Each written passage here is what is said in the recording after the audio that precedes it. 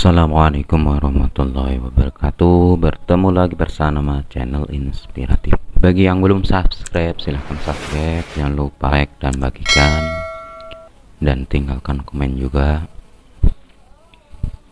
Kali ini saya akan melanjutkan sejarah Mbah Khalil Bangkalan bagian 4.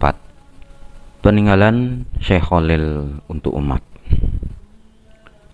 Syekh Khalil wafat pada hari Kamis tanggal 29 Ramadan 1343 Hijriah atau 1925 Masehi, jam 4 pagi. Jenazah beliau disolati di Masjid Agung Bangkalan pada sore hari setelah sholat asar. Kemudian dimakamkan di pemakaman Marta Jasah Bangkalan. Syekh Khalil banyak meninggalkan warisan yang bermanfaat untuk umat. Di antaranya adalah sebagai berikut. Yang pertama, pesantren Jangkibuan. Pesantren ini terus aktif sampai kini dan diasuh oleh keturunan Nyai Khotimah bin Khalil dengan Kiai Toha. Pesantren ini diberi nama Pesantren Al-Muntoha Al-Khalili. Yang kedua, Pesantren Kademangan. Sepeninggal Syekh Khalil, pesantren diasuh oleh keturunan beliau sendiri. Saya mendapatkan 3 nama urutan pengasuh pesantren Kademangan, yaitu Kiai Abdul Fattah bin Nyai Aminah binti Nyai Mutmainah binti Imron bin Khalil. Kemudian Kiai Fahrur Rozi bin Nyai Romlah binti Imron bin Khalil. Kemudian Kiai Abdullah Sahal bin Nyai Romlah binti Imron bin Khalil. Sampai kini tahun 2007 pesantren Kademangan diasuh oleh Kiai Abdullah Sahal. Yang ketiga, kitab Asilah fi Bayanin Nikah, sebuah kitab tentang pernikahan meliputi segi hukum dan adab, dicetak oleh Maktabah Naban bin Salim Surabaya. Yang keempat, rangkaian sholawat dihimpun oleh Kiai Haji Muhammad Khalid dalam kitab I'anatur Raqibin dan dicetak oleh pesantren Rodotul Ulum, Sumberwringin, Jember, Jawa Timur. Yang kelima, zikir dan wirid dihimpun oleh Kiai Haji Mustafa Bisri, Rembang. Kitab berjudul Al-Hakibah. Karomah Syekh Khalil. Pada bab 3 buku surat kepada anjing hitam menceritakan 29 cerita karomah Syekh Khalil. Namun saya kutip yang 16 saja. Dalam buku itu ditulis pengertian karomah. Istilah karomah berasal dari bahasa Arab. Secara bahasa berarti mulia. Menurut Kamus Besar Bahasa Indonesia yang mengistilahkan karomah dengan keramat diartikan suci dan dapat mengadakan sesuatu di luar kemampuan manusia biasa karena ketakwaannya kepada Tuhan. Kamus Besar Bahasa Indonesia, Balai Pustaka, Jakarta, halaman 483. Ajaran Islam memaksudkan sebagai Harikul adat, yaitu kejadian yang biasa pada seorang wali Allah. Syekh Thohir bin Soleh Al-Jazairi mengartikan kata karomah adalah perkara luar biasa yang tampak pada seorang wali yang tidak disertai dengan pengakuan seorang nabi. Thohir bin Soleh Al-Jazairi, Jawahirul Kalamiyah. Terjemahan Jakfar Amir, penerbit Raja Murah, Pekalongan, halaman 40.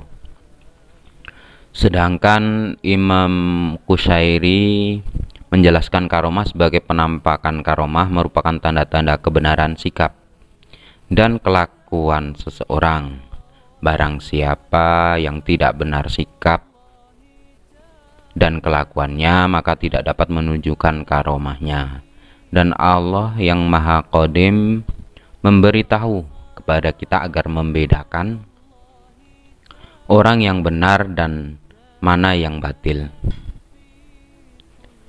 Abu Qasim Abdul Karim Hawazim Qusairi Naisaburi, Risaltul Qusairiyah Darul Khair, halaman 353.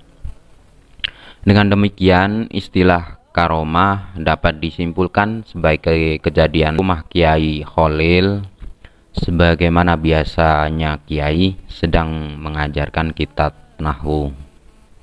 Kitab tersebut bernama Jurumiyah, suatu kitab tata bahasa Arab tingkat pemula. Assalamualaikum Kiai, ucap petani serentak. Waalaikumsalam, jawab Kiai Khalil. Melihat banyaknya petani yang datang, Kiai bertanya, "Sampean ada keperluan apa ya?"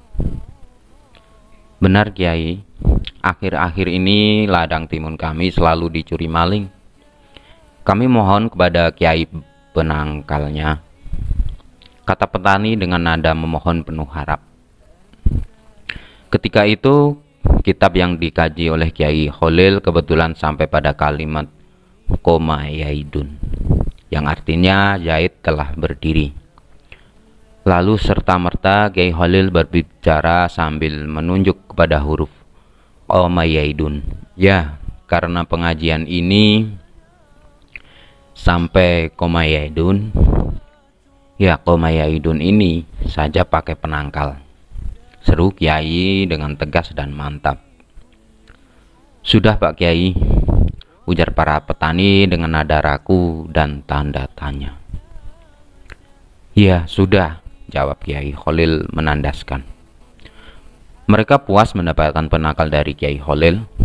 Para petani pulang ke rumah mereka masing-masing dengan keyakinan kemujaraban penangkal dari Kiai Khalil. Keesokan harinya, seperti biasa, petani ladang timun pergi ke sawah masing-masing. Betapa terkejutnya mereka melihat pemandangan di hadapannya. Sejumlah pencuri timun berdiri terus-menerus tidak bisa duduk. Maka tak ayal lagi, semua maling timun yang selama ini merajalela ketahui dan dapat ditangkap. Akhirnya penduduk berdatangan ingin melihat maling yang tidak bisa duduk itu. Semua upaya telah dilakukan, namun hasilnya sia-sia. Semua maling tetap berdiri dengan mucat-pucat pasti karena ditonton orang yang semakin lama semakin banyak. Satu-satunya jalan agar para maling itu bisa duduk, maka diputuskan wakil petani untuk sowan ke Kiai Khalil lagi. Tiba di kediaman Kiai Khalil, utusan itu diberi obat penangkal. Begitu obat disentuhkan ke badan maling yang sial itu, akhirnya dapat duduk seperti sedia kala. Dan para pencuri itu pun menyesal dan berjanji tidak akan mencuri lagi di ladang yang selama ini menjadi sasaran empuk pencurian. Maka sejak saat itu, petani timun di daerah Bangkalan menjadi aman dan makmur. Sebagai rasa terima kasih kepada Kiai Khalil, mereka menyerahkan hasil panennya, yaitu timun, ke pondok pesantren berdokar-dokar. Sejak saat itu, berhari-hari para santri di pondok kebanjiran timun, dan hampir-hampir di seluruh pojok-pojok pondok pesantren dipenuhi timun. Terima kasih, semoga bermanfaat untuk kali ini. Sampai di sini. Untuk kelanjutan dari bagian kelimanya, sampai bertemu lagi lain waktu. Bagi yang belum subscribe, silahkan subscribe. Jangan lupa like-nya, komennya juga untuk menambah jangkauan channel ini. Assalamualaikum warahmatullahi wabarakatuh.